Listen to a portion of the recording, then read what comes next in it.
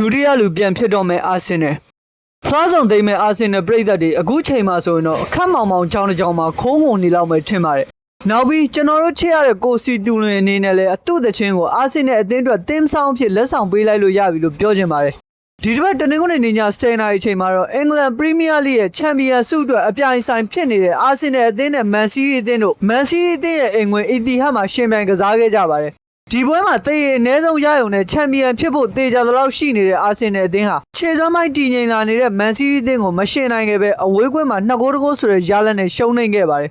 အာဆင်နယ်အသင်းအနေနဲ့ဒီနေ့ပွဲမှာဂိုးကန်ခေမှုတွေများခဲ့သလိုဖီအားတန်တွေအစမတန်ခံစားနေရတဲ့အာဆင်နယ်အသင်းသားတွေရဲ့ပုံစံကိုလည်းတွေ့မြင်ခဲ့ရပါတယ်ဒီရှုံးပွဲကြောင့်ပဲအာဆင်နယ်အသင်းဟာပရီးမီးယားလိချန်ပီယံဖြစ်ဖို့အတွက်ကိုယ်ကန်ကြမ္မာကိုဖန်တီးခွင့်မရှိတော့ပဲမန်စီးရီးအသင်းရဲ့ခြေချော်မဲ့အခြေအနေကိုစောင့်စားသွားရတော့မှာဖြစ်ပါတယ်ဒီတစ်ပတ်ဂျာရဲ့ကြာသာပရိနှစ်မနက်တနာရီခွဲအချိန်ဘန်လီအသင်းနဲ့ကစားမဲ့ပွဲစဉ်မှာသာမန်စီးတီးအသင်းအနေနဲ့2ဂိုးအထက်ဂိုးပြတ်အနိုင်ရခဲ့မယ်ဆိုရင်အာဆင်နယ်အသင်းရဲ့အဆင့်1နေရာကိုဂိုးကွာခြားချက်အသာနဲ့ရောက်ရှိသွားတော့မှာဖြစ်ပါတယ်မန်စီးတီးအသင်းအတွက်သွင်းဂိုးတွေကိုတော့ပွဲကစားချိန်16မိနစ်မှာရေယန်ချာကီပွဲကစားချိန်65မိနစ်မှာအဲလင်ဟာလန်နဲ့အာဆင်နယ်အသင်းအတွက်ခြေပါဂိုးတဂိုးကိုတော့ပွဲကစားချိန်18မိနစ်မှာမန်စီးတီးဂိုးသမားဒေါ်နာရူမာရဲ့အမားကနေတဆင့်ကိုင်ဟာဘက်ကသွင်းယူပေးခဲ့ပါတယ်ချန်ပီယံလိမှာလည်းပွဲချောင်းနေတဲ့အာဆင်နယ်တို့ဒီနှစ်မှာဘာဆူဖလားတွေများကင်မြောက်သွားမလဲဆိုတာကိုတော့ကျွန်တော်တို့တွေဖန်သားပြင်ပေါ်မှာဆက်လက်စောင့်ကြည့်သွားရမှာပဲဖြစ်ပါတယ်ကျွန်တော်ဗီဒီယိုလေးကိုကြိုက်နှစ်သက်တယ်ဆိုရင် channel လေးကို like follow subscribe လေးလုပ်သွားပေးကြပါဦးလို့ပြောရင်ဒီဗီဒီယိုလေးကိုဒီနေရာမှာအဆုံးသတ်လိုက်ပါတယ်